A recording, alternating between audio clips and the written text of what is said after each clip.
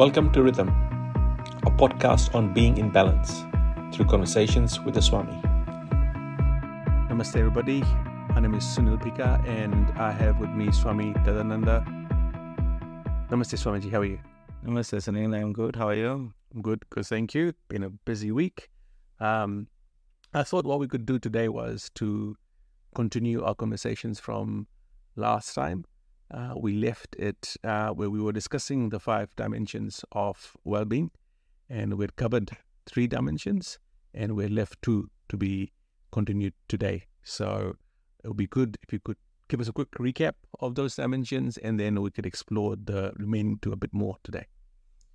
Sure, Sunil. We had discussed that at the core of our being, we are a spiritual being, a pure consciousness. So that's our primary dimension, so to say, the foundation.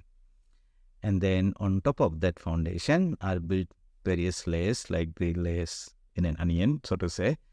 And we start from the innermost spiritual, then the moral and ethical, then we come down to the emotional, come to the intellectual, and we come to the physical one, physical body. And we discussed about how we make ourselves physically strong, how we make ourselves intellectually strong, and how we make ourselves spiritually strong. And we had come across a formula saying that to bring out or manifest strength, we need exercises. And exercises are good, but you require some nourishment also, food, and to be done in a systematic way over a long time. And after some time, going to the gym, eating good food, brings out good muscles after some time, going to a school, getting the knowledge from books, doing the exercises. Over some time, it makes you a professional, taking up spiritual life. Exercise is japa, meditation is spiritual practices. The food, spiritual food, is the knowledge from the scriptures. Sadhana is the exercise of a long time, and it brings out the spiritual strength. And that's where we left. Right. And so the 2 that we did not cover last time were these other 2 dimensions of the emotional strength, which is very, very important for most people, and the moral or ethical dimension. That's right, yes. So shall we discuss and we had given our listeners a task to think about this too, whether there is any system in our life provided by the society or our family or anywhere where these 3, the same equation can be used to systematically harness or manifest the emotional strength. And of course, we're not able to talk to them, but we hope that they had some time to think about it. But most people will probably say there is no such training available like that. And that's why that is the soft underbelly. While we might be physically very strong, intellectually very strong, but the small problems, the emotional part of things, they really knock us off. And sometimes in a very bad way. So how do we make ourselves emotionally strong, so to say? That I think would be something most of our listeners would be interested about. For sure. So let me just quote Swami Vivekananda. What is our perspective of this world in which we all are living? And he says that this world is a gymnasium where we come to make ourselves spiritually strong. It's not a nice place that we are going to have some good time. It's a gymnasium, and going to the gymnasium means you have to sweat, it'll pain, and it won't be comfortable all the time. But the goal is to make ourselves strong. So there's no real school or training program. Life itself is the training platform. Right. Okay. So our perspective, a more enlightened perspective of life when all the problems come, is to think that this is a gymnasium. And the problems, when they come to us, they're not really problems, they're exercises. When we look at them as problems, we want to avoid them, dodge them, skip around them, sidestep them. But when you look, so if you went to the gymnasium and if your instructor said, hey, lift this 20 kg, say, hey, I would rather avoid that one, then we will not get so strong. But if you know the value, what will happen if you do that hard, difficult exercise, that will bring out the muscles.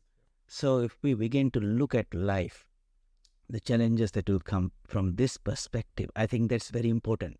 Then we are not avoiding it. We are confronting it. And also from our spiritual understanding that the inner strength that is there in all of us, but potentially it's not manifested. All right. It requires a little bit of pushing the boundary, creating a little bit of stress for the change to happen. Maybe I should tell a little story about stress. Everyone gets stressed out, and people don't like being stressed out. But some people like, you give them some work to do, they will keep on delaying it until the pressure builds up, and then they will start studying or something like that. So there's a story, and try to think about this. On the reef, there lived a lobster. Lobster is that big prawn like crayfish, and it has got a exoskeleton, hard shell. So it was eating and growing up, and at some point, the body inside was getting stressed out. So he was feeling very uncomfortable, but he could not change that. And so what he did, he went into some safe place in the coral reef and hid there, and then discarded the old shell and waited for the new shell to form, and they came out. So, and then it could grow even bigger.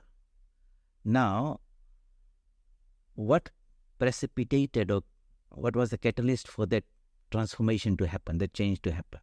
It was the stress. Suppose he was not getting stressed, it would have remained the same size. If he wasn't getting bigger, then he wouldn't have. So because there was some changes happening. So you'll see in your life, some change is happening, and your system is not really ready for that. Yes. And so you're getting stressed out. Okay. But without that stress, you would remain at the same level. Yes. So stress is an indicator that there's some growth, development is going to happen. So that's another way to look at it. Right. And that's a very different way, Swamiji. That's usually people do not associate stress and growth together. They usually go stress, it's tough. It's going to be a tough few days, a tough few months, or whatever it is, and it's a problem, it's negative, whereas with the way you're talking about it is quite different way. You use the opportunity to do something about it and to grow. So if you go back to the gymnasium thing, okay, suppose in the beginning the instructor says here's a 5 kg dumbbell, lift it 20 times, and at some point you are comfortable with that. Then he says, okay, now start lifting a 10 kg. Yes, always. And the first time you lift it, then you feel an additional stress. Yes. Now suddenly your muscles in your body are saying, oh, I have to respond to this. Right. This person needs more strength. Right. And then the response is more muscle fibers are developed. Right. So we are using that philosophy. In the gymnasium, we are artificially, deliberately creating a stressful situation, knowing that this is what is going to bring out the strength in me. Yes. Wow, this is good. Okay. You can actually apply the whole scenario. Same scenario. So when life is trying to make us grow, otherwise we'll be like babies. Okay. Emotionally not tough. So we need look up a person who has had a tough life. Yes. Emotionally. Yes. Or whichever way. That person becomes stronger and tougher and resilient, and later on in life, nothing can touch him. He has gone through it all. He's so strong that he's not, he has got that balance and poise. Could be it wife, be it kids, or whatever else is happening. He went through that. He's strong. He's strong, yeah. But another person, suppose everything was laid out nicely on a platter for him, and whatever few things came, he dodged around, Yeah. Then he is still a jellyfish without a backbone. Okay. So which one would you like ourselves to be? Yeah. Of course we want to be strong, but then you have to go through the exercises. Yes. There's no two ways about it. If that clarity is there right in front of us, that the purpose of life is to be strong. Swami Vivekananda says, strength is life, weakness is death. So long we are strong, we are able to hold our balance. The moment we become weak, something will knock us off, say. Yes. So, that is about the emotional strength. So you'll find in our life at every moment, some emotional challenge comes your way. Yes. It could be from your friends around, family members, okay, at workplace, colleagues, something is there. And if you say, oh, those people are very bad, okay, blame somebody else, okay. Blame the external environment. External environment, the other person. That could be, say you become a whinging, grumbling person. You're looking for somebody to talk to all the time. She gives me a lot of work all the time. He keeps giving me all those work. And whoever you talk to, that person doesn't want to talk to you the second time because everyone has got a problem and no one likes a whinging, grumbling person. Yeah. So that becomes a little habit, all the time we are grumbling, whinging, complaining. If nothing, we talk about the weather. That's not. Okay. That should not be the attitude. It should be an attitude of a hero, a strong person. Within me, there is tremendous power. The purpose of this life is to manifest that power. And what will bring about the manifestation of the power? These challenges and problems. And I'll face them. I'll not run away from them. Face the brutes. That's the story. See, this is a beautiful story, an incident that happened in the life of Swami Vivekananda. He was a Parivrajaka, itinerant monk, traveling, walking barefoot all over India. And he happened to go to Varanasi. And there was this particular temple, Durga temple. And around the temple, these big monkeys were there. So one day he was passing down a narrow alley and looked over his shoulder and saw this couple of very big, ferocious-looking monkeys are sort of walking behind him. So he sort of thought they were following him. So he quickened his pace, and these monkeys also quickened their pace and started jogging, running a little bit. And they also started running after him. And when he was running fast, the monkeys also started chasing him. At that time, there was a monk who was watching this whole thing on the roads. And he shouted, "Face the brutes." Swamiji stopped and turned around, and the monkeys ran away. So in life, you will find these problems are there. Little ones will come. Little monkeys. They are following you. You run away from them, the numbers increase, and they start chasing you. And you can run, but you can't hide. But you turn around and face them, then you'll find that most of the time they will just flee away. So what could be our attitude and approach to life's challenges? We should not use the word problems, issues, We say, life is throwing some challenges to me. And I'm going to take them one at a time in a systematic way. And the idea is not to solve the problems. You can change. Something good will happen to the people around you. But the primary idea is that this is an exercise for me to manifest my inner strength. It is a totally subjective approach. It's a very different way of looking at it. Yeah.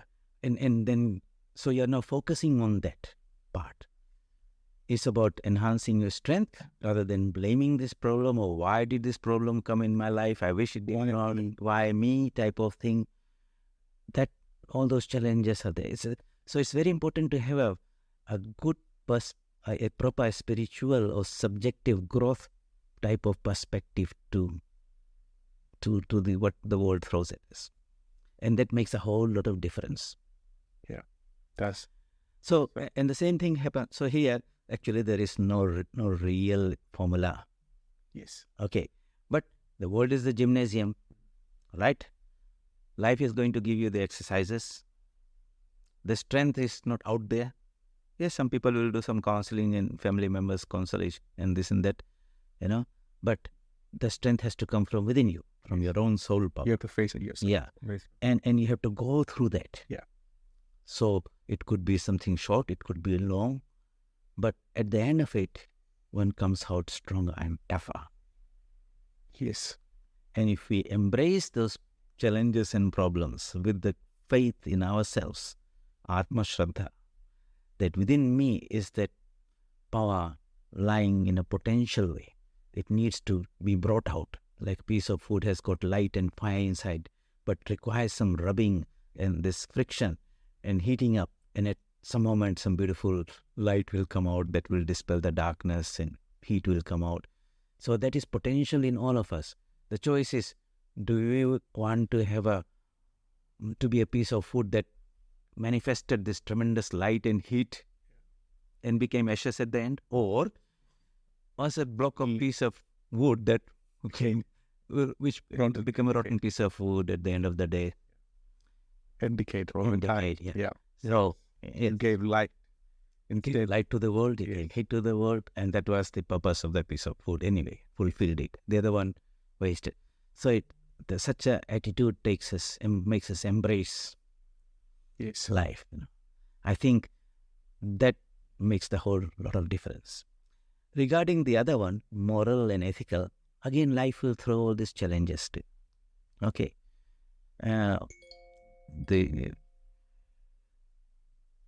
So at every step of few steps, you'll be confronted with this, what I should do, what is right and what is wrong.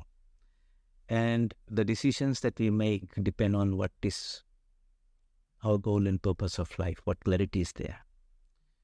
Those who want have a very material goal of life to be rich, to have all these type of things, then they will take even the path of what is something that's not moral and right, ethical, because there's a shortcut. Easy to roll down the slope. But those who want to manifest that strength should be ready to swim against the current, to go face the challenge. Go up the steep, because that brings out the power. Again, same thing. So in India, like we say, Satyameva Jayate, truth is, always triumphs. But you ask many people, do you really believe in that? They will say, well, in this world, if I am very honest, well, I won't be very successful. All those people around there who tell lies, who do all the wrong things, they make money, they get promotions, they enjoy, and the honest guy is left behind. Yes. And there's so many examples around the world to see. And if the world is the means, a goal, then that's the formula that works for those people. But if people say, no, there is this spiritual dimension inside me, and the core of what I am is a beautiful, pure consciousness, ever free, infinite existence, infinite knowledge, infinite bliss, supreme peace, that is my true nature. But it is at that level. If I sell my soul for these few worldly things, then one will take the easy path of adharma, falsehood and all those things. But those who have fixed the north of their compass onto their spiritual goal, that's where we are the best. Then that's where the exercise comes. And they will stick to that no matter what. And in our history we find, in our stories, teachings, great souls who would forsake everything but not the principles. Think of Raja Harishchandra. He would not forsake truthfulness at any cost. Look at Raja Dasaratha. He would let his son go, even he died, but he would not give up truthfulness. When you talk about ahimsa, then in this modern age, Gandhi's name comes up. Non-violence, everything, but I'm not going to budge from those principles. So some moral, ethical principles should be there, and you will stick to it. And the world will try to drag you away. Temptation and all those things. And if you let go of this, you'll be swept away with that. But if you hold on to that, and it's not easy to hold, that exercise will bring that strength out of you. So having some principles, understanding the utility of those principles, that through these are my greatest good. The easier one, the simple path does not always take us to the highest goal. So if we have these 5 dimensions that are there, physically, don't have to worry about that. Intellectually, our education system and everything trains us. Spiritually, of course, it's there, but the knowledge and the help is there and through so many spiritual traditions. But the real gymnasium in which we are daily going and doing the exercise is really throwing us these 2, emotional and the moral and ethical.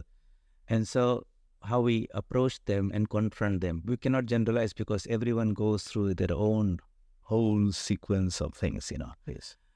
But yeah, relationship problems, if you're not very strong, it's a breakup, you do not know what to do, people do all crazy things. And you rationalize and ask yourself, am I such a slave to the people's world, words, emotions, likes? And you reflect very deeply, you say, this is not it's a pitiable state to be. Yeah. How do I stand on my own inner value, not what the world tells me my value is? In this age of this multimedia and everything, Facebook and everything, it's just like we're constantly trying to watch and see how the world is appreciating me. I want to be validated by them. How many likes on the Facebook? What do my friends, people say? My own self-respect is not, my value of me depends on what others think. In other words, I'm a slave to them. They make me dance one moment, laugh, and next moment they make me cry. That is not a nice way to be. We have to take that control back into ourselves and understand the glory of that inner self that we are. And so, I think, if we begin to reflect and think of this in this way, from the perspective of our subjective growth and development, there's some tremendous power potential in all beings. And human life is an opportunity to manifest that. Exercises, challenges, difficulties, problems, and all those, what we call them, are really, they come for our ultimate good.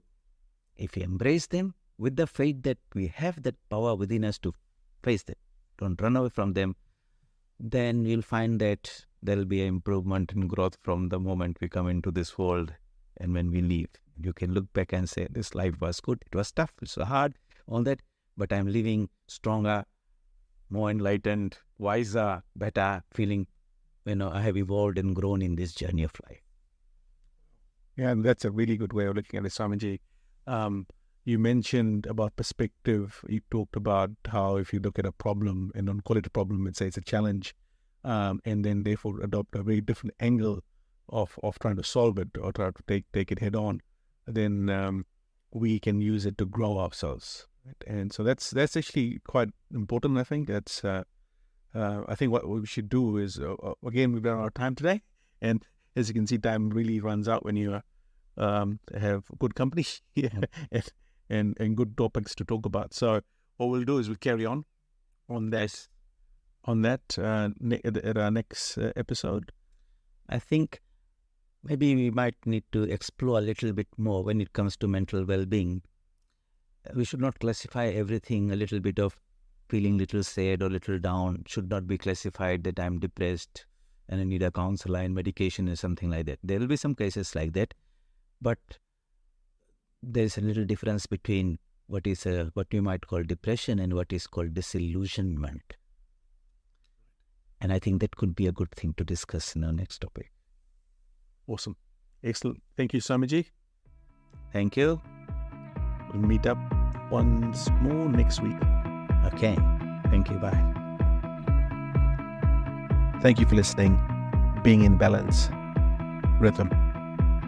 For more information, please visit www.vedanta.nz.